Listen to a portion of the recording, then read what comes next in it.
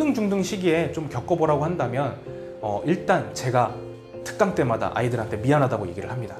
경험을 많이 해봐야 되는데 우리 학생들의 삶이라는 게 사실 학교, 집, 학원을 벗어나기가 쉽지가 않아요. 왜냐하면 빡빡하잖아요. 초중등 시기에 꼭 겪어봐야 할 경험이 있을까요? 초등, 중등 시기에 좀 겪어보라고 한다면 일단 제가 특강 때마다 아이들한테 미안하다고 얘기를 합니다.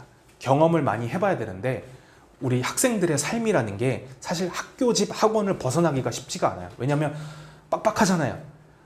하교하면은 오후 시간, 저녁 시간이니까 거기 뭐 교외로 벗어나기도 쉽지 않고, 그다음 방학이라고 해서 주구장창 어디 나가갖고 한 달 동안 뭘 하기도 쉽지 않고, 그래서 아이들한테 가능하면 직간접적인 경험을 많이 하라고 얘기를 하고, 가능하면 교내 활동을 통해서 승부를 보라고 많이 하는데, 크게 보면은 세 가지인데요. 첫 번째는 실제로 돈을 다뤄보는 경험을 해보면 좋습니다. 돈을 다뤄본다는 건 얘가 돈미세가 되는 거 아니에요? 라고 생각을 하실 수 있겠지만, 돈미세가 아니라 돈을 다뤄봐야, 이를테면 이런 거예요. 내가 창업을 하려고 해요.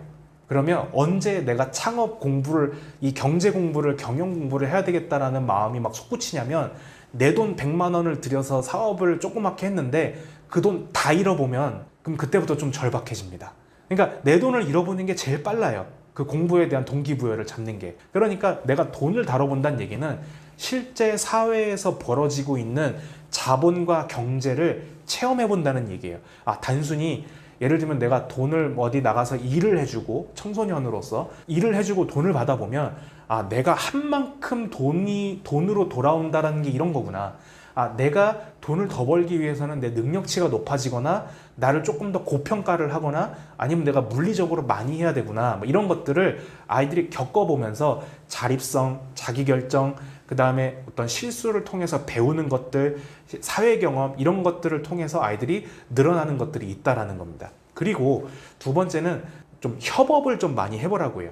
특히 내가 몰랐던 사람과의 협업. 예를 들면 늘 몰려다니는 친구 3명이서 프로젝트 하는 거랑, 내가 한 번도 겪어보지 못했던 낯선 친구들이랑 협업을 해보는 건 또 달라요. 내 나이 또래, 우리가 교내 활동을 해보면 나이 또래랑 협업할 확률밖에 없잖아요, 사실은. 근데 예를 들면 내가 중학생이라면 초등학교 고학년 친구랑 고등학교 선배랑 섞여 있는 그룹에서 협업을 해본다거나, 아니면 내가 고등학생이면 대학생 그룹에 끼어서 협업을 해보고 대화를 해본다라는 거 굉장히 중요한 경험이에요. 왜냐하면 우리가 학교 교육, 공교육은 다 나이 또래 위주로 갈 수밖에 없어요. 그러니까 집단이 되게 강해요. 근데 대학 딱 가는 순간 선후배 문화가 생기거든요. 그게 강해요. 내 1학년 동기생들이랑만 얘기할 수가 없고요. 같은 학년이라고 해서 같은 나이도 아니에요, 심지어. 그러니까 다양한 세대에, 그러니까 20살이 되면서 던져지는데, 그런 것들을 어릴 때 미리 해볼 수 있는 게 굉장히 좋은 학생의 내적 그 어떤 능력을 길러줄 수 있다는 거고요.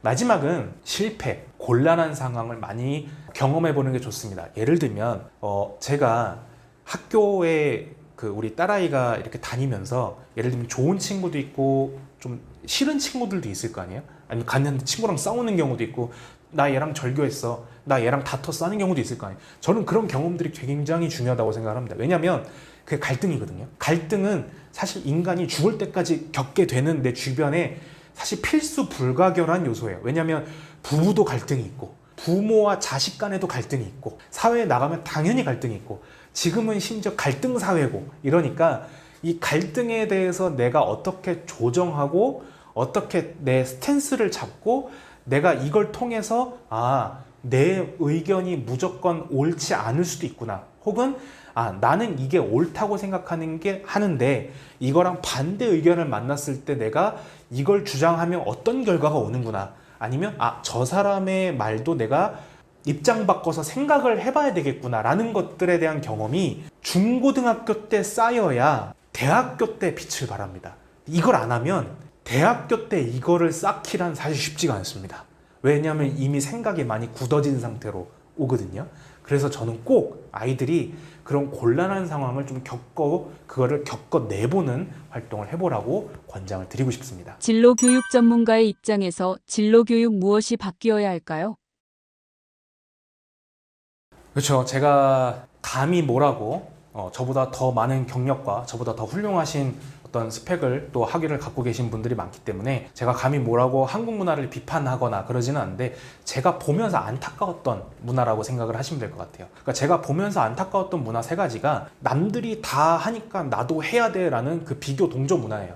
그러면 반대로 그렇게 생각하시는 분들이 있어요. 남들이 하는 거 하는 게 잘못된 거야? 잘된 거 따라하는 게 틀린 거야?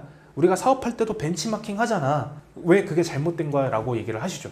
1등 하는 친구가 따라하는 게 뭐가 잘못된 거야? 라고 할 수 있어요. 근데 여기에 빠져 있는 게 왜라는 게 빠져 있습니다. 남들이 하니까 무조건 한다. 이게 잘못됐다라는 거예요. 내 아이가 이걸 해야 되겠다라고 마음 먹었으면 왜 해야 되겠다라고 생각하는 그 이유가 분명해야 되고요. 그 왜라는 이유 속에는 어떻게라는 게 같이 들어와야 돼요. 그리고 왜라고 생각하는 그 기본적인 주체는 그 왜라고 생각하는 이유를 찾아낸 부모가 아니라 이 왜가 적용되어야 될 아이 입장에서 생각을 해야 돼요. 그래서 이게 없는 비교 동조 문화 따라가는 문화는 당연히 아이한테 도박과도 같은 결과를 기대할 수밖에 없어요. 1등에 했으니까 나도 하겠다. 그러면 우리가 유튜브에서 공부법 같은 거 찾아보면요. 어떤 사람은 암기가 다라 그러고 어떤 사람은 이해하라 그러고 어떤 사람은 막 개념으로 하라 그러고 다 저마다의 공부법이 달라요.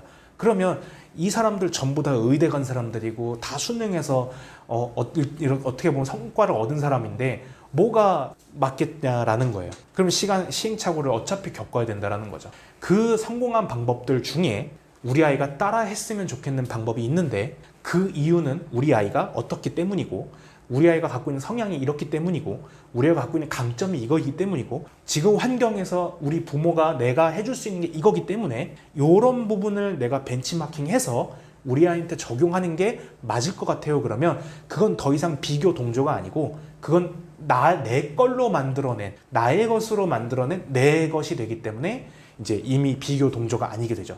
그러니까 그런 게 없는 일종의 그냥 따라하는 거 그냥 따라가는 거는 안타까운 문화라고 생각을 하고요. 두 번째는 성적을 사람의 가치로 동일시 노는 일종의 성적 중심의 사고가 여전히 있다라는 게 좀 안타까운 겁니다. 우리 아이가 입시가 사실 학생의 대부분의 목적이고 입시로 우리 아이가 승리했는지 실패했는지를 판가름하는 게 여전히 우리나라에선 주요한 문화이기 때문에 그렇게 생각하는 게 일반적일 수밖에 없다는 건 너무 잘 알고 있습니다. 그런데 여기에서도 이 안에서마저도 네가 성적이 좋으면 잘한 거야. 네가 이번에 1등급을 받았으면 뭐 그래 1등급이니까 라는 문화로 가는 건 조금 그 아이에게 있어서 과정을 등한시하게 되는 문화로 가게 돼버려요. 진로는 사실 결과가 아니라 과정이거든요. 제가 아이들한테 진로 특강을 하면 진로에 대한 단어 정의부터 시켜줘요. 진로 맨날 진로 하는데 진로가 뭐냐? 그럼 애들은 진로 그러면 직업이라고 생각하거든요.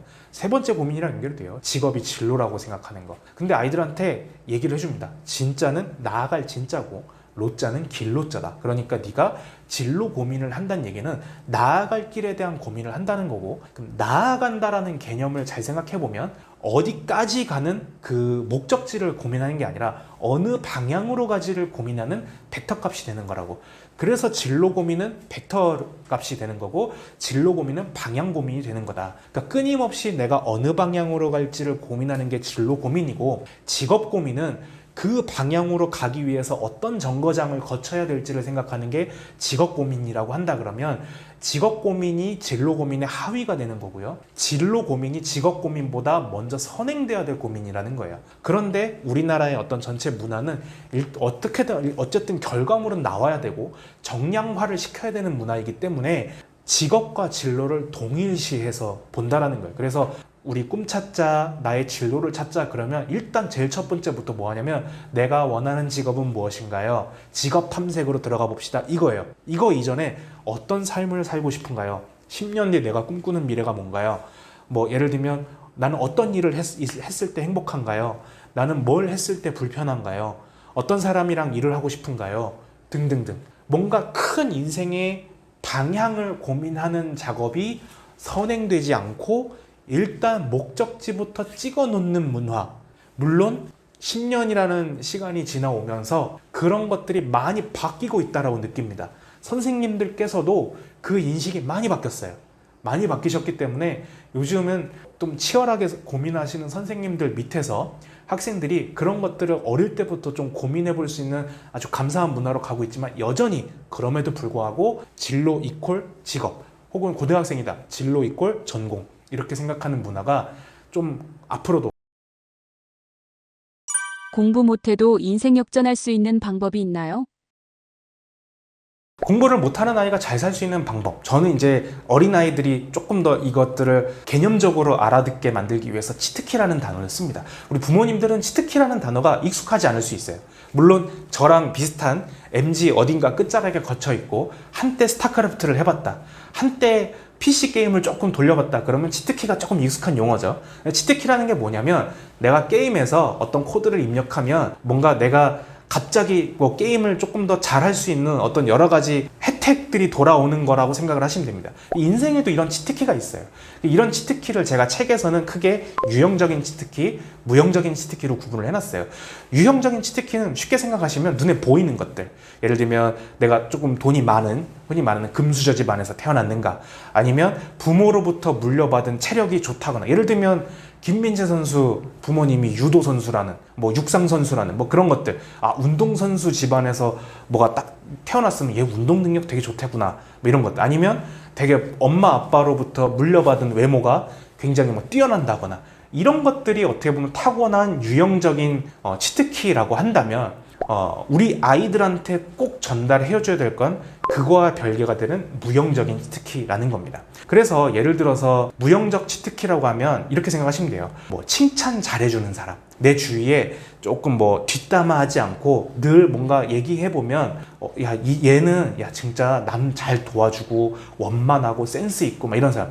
유재석을 좀 생각해보면, 유재석이 좋아하는, 그러니까 유재석이 자기 이렇게 애착 인형이라고 하는 사람들 이렇게 해서 예능에 나오게 되면 대부분 다 뭐 이광수라든지 조세호라든지 뭐 양세찬이라든지 이렇게 막 나오잖아요. 뭐 아니면 지석진 같이 막 예능하기도 하고 막 이렇게 많이 보시잖아요. 이런 사람들 특징이 뭡니까? 대부분 다 둥글둥글하다는 거예요. 둥글둥글해요. 원만하고 뭔가 싫은 소리 잘 안 하고 잘 받아주고 이렇게 좀 잘 받아쳐주고, 이런 사람들. 그러니까 이런 사람들이 갖고 있는 이런 인성적인 부분이라든가, 아니면 성실한 사람, 이 사람은 내가 어떤 대학 나왔는지 모르겠지만 일 딱 시켜보면 끝까지 마무리 확실하게 해. 이 사람 딱 일 시켰더니 내가 요 하나 시켰거든? 근데 그거 하나 하면서 뭔가 문제가 발생됐단 말이야. 그것까지 해결을 해버리더라고. 이런 사람들. 뭔가 막 딱 일을 줬는데 막 일주일 내내 이거 붙잡고 이거 안 됐어요 그러면 안 주거나, 이런 게 아니라 주면 바로 딱 빨리 해갖고 정확하게 해주는 사람, 자기 관리가 딱 돼 있는 사람, 자기 객관화가 잘 돼 있는 사람, 뭔가 저 뭐 잘해요 뭐 이런 게 아니라 저는 정확하게 요걸 할 수 있고 요걸 못합니다라고 딱 명확하게 말해주는 사람, 뭐든지 능동적으로 하는 사람, 끝까지 일단 해내는 사람, 미루지 않는 사람, 내가 까탈스럽지 않은 사람, 이런 사람들. 또 걔는 어디 던져놔도 생활력은 짱이야, 이런 사람들 있잖아요. 이런 게 우리가 암묵적으로 이해하고 있는 무형적인 치트키들이고요. 사회에서 인정받는 사람, 우리가 회사에 입사할 때 취업의 트렌드가 조금씩 달라지는데, 작년 한 해 동안 유행했던 취업 트렌드 키워드 중에 하나가 컬처핏이었어요. 컬처핏이 뭐냐면, 우리가 어떤 인재를 뽑을 때 이 직원이, 이 구직자가 무조건 능력이 좋은 사람을 뽑지 않겠다라는 거예요.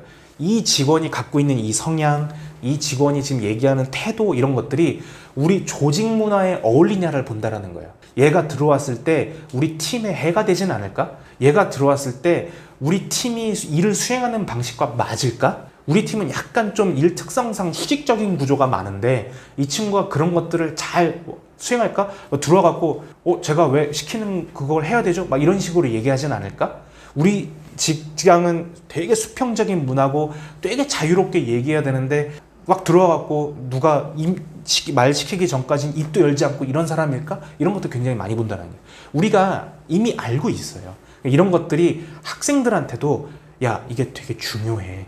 이런 것들만 잘 갖춰줘도 너는 성공할 수 있어. 물론 유형과 무형을 다 갖추면 되게 좋습니다. JYP에서 아이돌 교육하는 거 한번 어디서 들어보세요. 들어보시면 JYP에 일단 모인 친구들이 누굽니까? 끼와 재능과 외모와 이런 것들이 일단 갖춰진 친구들이 배수로 들어와요. 그럼 이 친구들한테 JYP에서 하는 교육은 인성교육입니다. 스태프한테 잘해라. 너를 도와주는 모든 코디들한테 친절해라. 밥 먹을 때 예절 지켜라. 이런 것들, 숟가락 놓는 법까지 알려준다고 하잖아요. 결국 아는 겁니다. 유형적 치트키를 갖고 있어도 무형적 치트키가 없으면 망한다는 거. 그래서 그런 것들을 꼭 인지를 하셔야 된다는 겁니다. 꼭 1등이 아니어도 잘 살 수 있는 이유는 무엇인가요?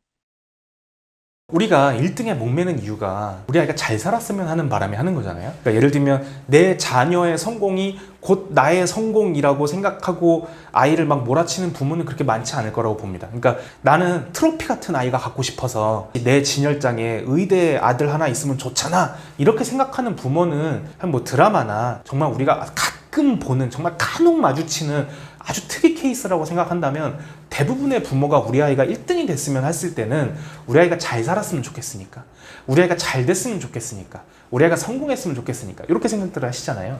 우리가 생각을 해보자고요. 어른들이 많이 느끼잖아요. 실생활에서 동창회를 가보면, 야, 이게 뭔데 벤츠 끌고 왔어? 그러면 이게 공부 못했잖아. 뭘 해서 성공? 사업했대. 이런 경우 있잖아요. 그러니까 결국 우리가 성공할 수 있는 길이라는 게 굉장히 많아요. 성공할 수 있는 방법도 많고요. 돈 버는 방법도 되게 다양합니다. 그래서 누군가는 공부를 잘하지 못했지만 사업적으로 성공을 할 수 있고요. 누군가는 좋은 대학을 못 갔지만 진짜 기가 막힌 아이템 하나를 가지고 성공할 수도 있습니다. 누군가는 이 친구가 되게 공부도 잘했고 근데 뭔가 삶을 보니까 막 박사 과정이고 막 이런데 삶이 되게 위태위태했던 친구가 갑자기 어디서 좋은 배우자를 하나 만나갖고 가정의 안정이 딱 꾸려지더니 이 친구가 되게 그때부터 흔들리지 않고 일을 하네. 그때부터는 아주 성실하게 자기 할 일을 하네. 이 친구 그래서 성공했구나라는 케이스가 있습니다. 그러니까 우리가 성공으로 갈 수 있는 길이 되게 많고요. 그래서 저희가 책에 인생, 그 다음에 진로, 학업, 연애나 결혼, 돈, 건강, 또 사람을 누구 만나느냐, 이렇게 7가지를 파트를 나눠 놓은 게 학생들이 성공하는 방법이 학업만 있는 게 아니야. 네가 어떻게 진로 고민하냐, 어떻게 인생을 배우냐, 돈 많이 벌었어요? 예를 들면 로또 맞았어요? 예를 들면 연금 복권 2개가 동시에 당첨됐다고 생각해 봅시다. 통장에 늘 1,400만 원씩 꽂혀요. 그런데 제가 만약에 불치병에 걸리게 된다면 그게 다 무슨 소용이 있냐는 거예요. 건강도 성공 방정식이 되는 거고, 내가 더 오래오래 건강하게 살기 위해서 체력 관리도 하는 거고, 사람을 누구 만나느냐, 돈을 어떻게 버느냐, 결혼을 누구랑 하느냐. 요새 그런 예능 되게 많지 않습니까? 결혼에 대한 얘기, 또 어떤 부부 갈등에 대한 예능 많잖아요. 그런 것만 봐도 사람 누구랑 결혼하느냐가 진짜 되게 중요하구나, 이런 것들을 통해서 얼마든지 잘 살 수 있는 방법이 있다라는 것들을 아이들한테 알려줘야 된다는 거죠.